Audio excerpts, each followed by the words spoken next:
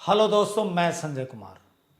जैसा कि आपको पता है कि कल से एथिक्स में एक श्रृंखला की शुरुआत मैंने की है कि जब रेगुलर क्लास चलाऊं तो कुछ बेसिक कॉन्सेप्ट आपका क्लियर हो, बुनियादी बातें। तो आज ये बुनियादी बात पे चर्चा कर रहा हूं। कल रात को एक फ़ोन आया था एक बच्चे का। उनका कहना था जो कुछ भी, तो उस पर मैंने उनको बताया और आप सब भी जानिए कि हम लोग किसी शिक्षक, किसी शैक्षिक संस्थान या किसी किताब की निंदा सुनना पसंद नहीं करते। मेरे कोड ऑफ कंडक्ट में नहीं है, क्योंकि मेरे लिए हर शिक्षक, हर संस्थान, हर किताब महान है। आपकी किसी की अपनी समस्या है, उसमें उसका संदर्भ मेरे सामने ना लाए। आपको जो दिक्कत है, आपको जो मदद चाहिए वो मैं करूँगा। उनका फ़ोन ये था कि मैं 4 साल दिल्ली रहा, हर बार मेंस 100 सवा 100 नंबर से छूट जा रहा है। इंजीनियर बैकग्राउंड का हूँ, अब आके बम्बे में काम कर रहा हूँ। क्या आप आऊँ और आप मुझे पढ़ाएंगे? मैं आपके साथ निबंध और आंसर इस सबको करना चाहता हूँ। जो भी फ़ी चाहिए मैं दूंगा और मैं नौकरी छोड़ के फिर आ सकता हूँ, आखिरी चांस है। भाई, नौकरी छोड़ने की ज़रूरत नहीं है, मैंने हर वीडियो में आज कह दिया। किसी को भी, कोई भी जहाँ भी है, गांव देहात, अरे घर का खाओ, माँ पिताजी के साथ रहो। कहाँ ये दिल्ली की गंदगी में आना चाह रहे हो? हम लोग की तो मजबूरी दिल्ली है। और इंटरनेट का ज़माना है, जहाँ रहोगे तैयारी कराऊंगा। तो उन सज्जन को मैंने कहा कि अभी तो जुम्मा 8 दिन हमें हुआ है, अभी तो मेरे पास मतलब 2 अंक के भी व्यूअर नहीं है, तो मैं कैसे और वादा करूं। लेकिन एक काम, कहानी इसलिए बता रहा हूं कि हर कोई शुरू कर दीजिए कि प्रतिदिन शाम को 2 घंटा निकालिए, नौकरी कीजिए, जिसको जो करना है करे, फ्री रहे, तैयारी आपकी पूरी हो चुकी है। 2 घंटे लिखिए आज का दिन, या सुबह से शाम हो गई, सूरज उगने से सूरज ढलने तक, कुछ भी टाइटल डालिए और 5000 वर्ड में सुबह उठिए उस समय की फीलिंग से लेकर सोते समय तक लिखिए। और कहानी से कहानी निकालिए, उसमें सब चीज दीजिए, कहाँ गए, क्या खाए, क्या स्वाद था, किससे मिले, कैसा मूड रहा। और 40 दिन तक ऐसा कीजिए और मुझे भेजिए। रात में ऑफिस से मेल ले लीजिए, व्हाट्सएप नंबर है ही, मनीष जी को व्हाट्सएप कीजिए और सुबह 5:50 से पहले आपको मिल जाएगा कि कैसा आप लिख रहे हैं, क्या अप्रोच है। ये तो फ्री सुविधा सबके लिए है, हर कोई इसमें लग जाए। क्योंकि भाई, जब तक लिखोगे नहीं तब तक सिविल सर्विस नहीं होगा। या तो लिखना सीखो, नहीं तो छोड़ दो तैयारी। क्योंकि जो चीज़ आपसे देखेगा वो ही, उसी को इतना मजबूत कर दो कि अच्छा कर जाएंगे। रही बैच शुरू करने की, तो एडमिशन होने दीजिए, वो भी शुरू होगा, बहुत कम पैसे में होगा, चिंता मत कीजिए, आप बम्बे से तैयारी कीजिए।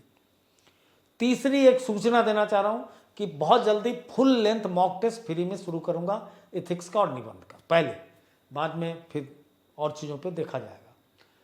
तो उसमें कोई भी आ सकता है, आपको फ़ोन करना हो फ़ोन कर लीजिए, टेलीग्राम पर क्वेश्चंस डालूंगा, सारे सोशल साइट पे डालूंगा।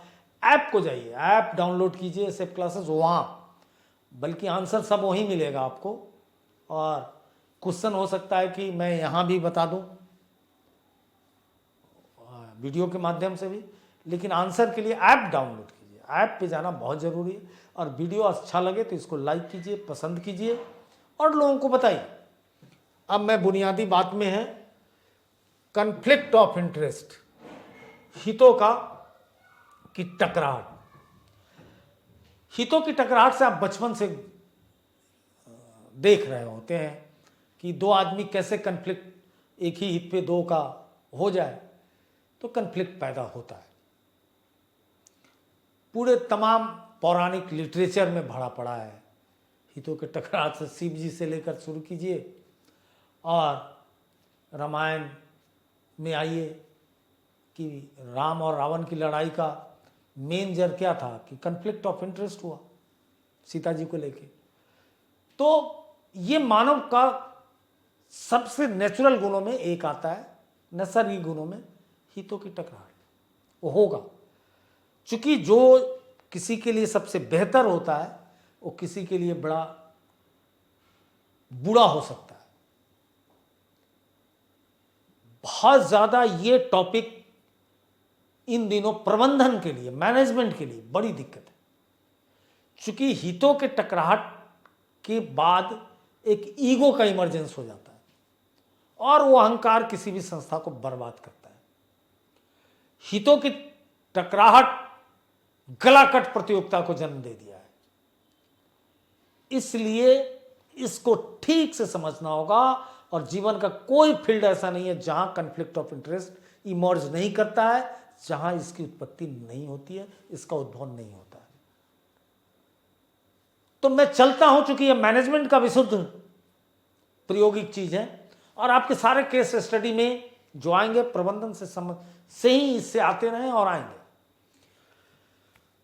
मैककॉम्बस स्कूल ऑफ मैनेजमेंट या बिजनेस ने बड़ी अच्छी एक परिभाषा दी कि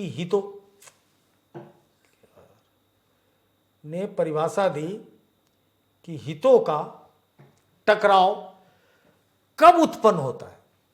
जब जो बात किसी व्यक्ति के सर्वोत्तम हित में होती है, एक के सर्वोत्तम हित में होती है और दूसरी ओर अन्य व्यक्ति या संगठन के लिए सर्वथा अनैतिक या गलत होती है। देखिए, एक के लिए सर्वोत्तम होती है और दूसरे के लिए अनैतिक और गलत होती है। तो कहीं ना कहीं, चूंकि ये नीति शास्त्र और सत्यनिष्ठा का पेपर है, इसलिए मैककॉम्बस स्कूल को मैंने कोट किया कि हितों की टकराहट में ये पूरी संभावना रहती है कि थोड़े से भी आप फेवरिज्म किए, किसी के पक्षधर बने, तो किसकी हत्या होगी? नैतिकता की हत्या होगी, मॉरल क्राइसिस क्रिएट होगा, वैल्यूज लूज कर जाइएगा। इसलिए एक सिविल सर्वेंट को इससे बचना चाहिए। अब देखिए इसके प्रकार, जैसे वित्तीय फाइनेंशियल स्ट्रगल, इसमें वित्तीय हित शामिल होता है, जिसमें आपको किसी भी निर्णय लेने में समझौता करना होता है। व्यक्तिगत संघर्ष, जब व्यक्तिगत संबंध और संबद्धता को लेकर चीजें कार्य प्रभावित होने लगती है। व्यवसायिक संघर्ष, जब व्यवसायिक कर्तव्यों के निर्वहन के बीच जब चीजें बिगड़ती हैं तब। इसके चंद उदाहरण मैं आपको दूं। सरकार, एक सार्वजनिक अधिकारी जो निर्णय लेता है जिससे परिवार के किसी सदस्य या करीबी सहयोगी को लाभ हो सके, तो हित टकराएगा, फेवरिज्म हो गया, तो कॉन्फ्लिक्ट ऑफ इंटरेस्ट आ गया। व्यवसाय, एक कार्यकारी अधिकारी ऐसे निर्णय लेता है जो उस कंपनी के पक्ष में होता है जिसमें उसके वित्तीय हित होता है। मतलब कहां कहां टकराहट होती है उसके उदाहरण देखिए। एक वकील विरोधी पक्ष के साथ व्यक्तिगत संबंध रखते हुए एक ग्राहक का प्रतिनिधित्व करता है, तो गलत बात है कि संबंध कहीं से और कस्टमर कोई और। स्वास्थ्य देखभाल, एक चिकित्सक एक दवा कंपनी का दवा लिख रहा है जिसमें उसकी वित्तीय हिस्सेदारी है। तो मतलब ये सारे अनैतिक चीजें हैं और उसको जब आप करते हैं तो किन चीजों का संघर्ष शुरू हो जाता है? तो सबसे पहले नैतिकता और अनैतिकता का होता है। दूसरी बात कि पक्षपात की परिस्थितियां उत्पन्न होती है। तीसरी बात कि वह निर्णय सर्वथा अनुचित होता है। ठीक इसके विपरीत कई बार आप बहुत अच्छा करना चाह रहे हैं, सर्वोत्तम अपनी संस्था के लिए सब ढंग से कानूनी वैधानिक ढंग से सब दुरुस्त है, और उस निर्णय पे आप पहुंचना चाह रहे हैं, लेकिन दूसरे को उससे हानि हो रही है। कई बार हितों का टकराव प्रैक्टिकली देखा गया है मंत्रालयों के अंदर। देखा गया कि मंत्री कुछ और चाह रहा है, सेक्रेटरी कुछ और चाह रहा है। सेक्रेटरी समझ रहा है कि मंत्री जी गलत कर रहे हैं,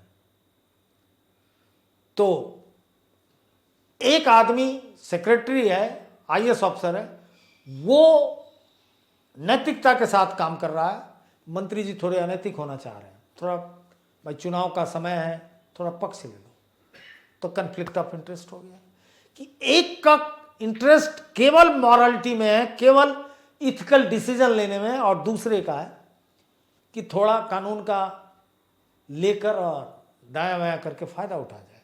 और परिणति यही है कि एक से एक स्कैंडल डेली खुल रहा है। डेली जो स्कैंडल खुल रहा है वो कन्फ्लिक्ट ऑफ इंटरेस्ट से ही होता है।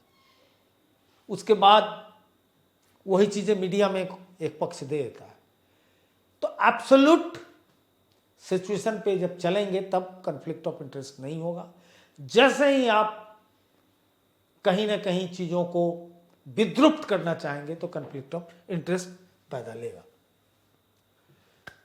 इससे रोकना, हितों के टकराव के कानूनी निहितार्थ हो सकते हैं, बिल्कुल, खासकर यदि उसमें धोखाधड़ी, भ्रष्टाचार, कर्तव्य का उल्लंघन शामिल है, और कई संगठन संस्थाओं के आचार संहिताओं का कोड ऑफ कंडक्ट जैसे सिविल सर्विस के लिए इन्वॉल्व हो, तो हितों के टकराव के प्रबंधन के लिए एक क्लियर कट दिशा निर्देश बननी चाहिए, जो भारत सरकार ने बनाई है।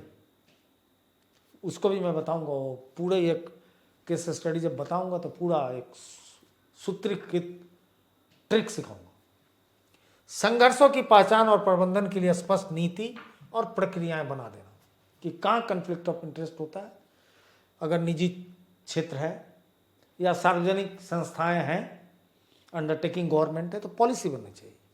संभावित संघर्षों के बारे में जागरूकता बढ़ाने के लिए कर्मचारियों और मतलब सारे स्टेक होल्डर जो भी उसके हिस्सेदार है उसके बीच प्रशिक्षण होना चाहिए। इससे क्या होगा कि कन्फ्लिक्ट ऑफ इंटरेस्ट रुकेगा। चूंकि कन्फ्लिक्ट ऑफ इंटरेस्ट कभी भी नैतिकता को ही अपने प्रहार में लेता है, नैतिकता की रक्षा के लिए कन्फ्लिक्ट ऑफ इंटरेस्ट को खत्म करना होगा।